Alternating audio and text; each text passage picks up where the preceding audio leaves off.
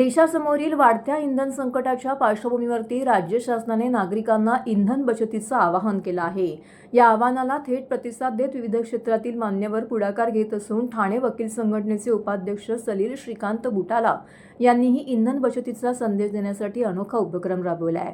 आज सलील बुटाला हे ठाणे न्यायालयामध्ये थेट सायकलवरून दाखल झाले। दैनंदिन प्रवासासाठी सायकलचा वापर करून त्यांनी इंधन बचतीचे महत्त्व अधोरेखित केले। वाढत्या इंधन वापरावरती नियंत्रण ठेवण्यासाठी आणि पर्यावरण संवर्धनाला चालना देण्यासाठी प्रत्येकाने आपल्या दैनंदिन जीवनामध्ये पर्यायी वाहतुकीचा अवलंब करण्याची गरज असल्याचं त्यांनी यावेळी सांगितलंय।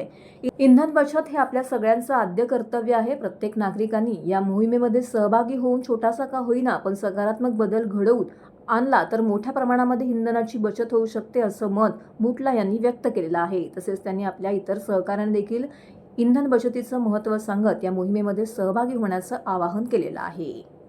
इंधन संकट आणि त्यांनी दिलेली हाक म्हणजे आव्हान की इंधन बचत करा आणि त्याला मी एक प्रतिसाद देतोय।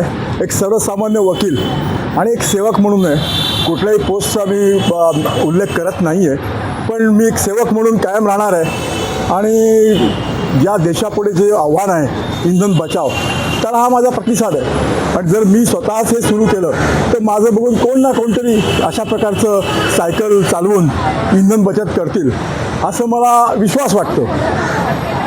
इतर नागरिकांना काय आवाहन करा? इतर नागरिकांना मी आवाहन करतो की त्यांनी देखील आपल्या केंद्र सरकार आणि राज्य सरकारने केलेल्या आव्हानाला प्रतिसाद द्यावा आणि इंधन बचत करावं। आणि खालीने ज्याप्रमाणे वाटा उचलला त्याप्रमाणे आपण देखील देशकार्यामध्ये आणि अशा संकटामध्ये देशाला मदत करण्यासाठी वाटा उचलणं हे फार जरुरीचं आणि आवश्यक आहे।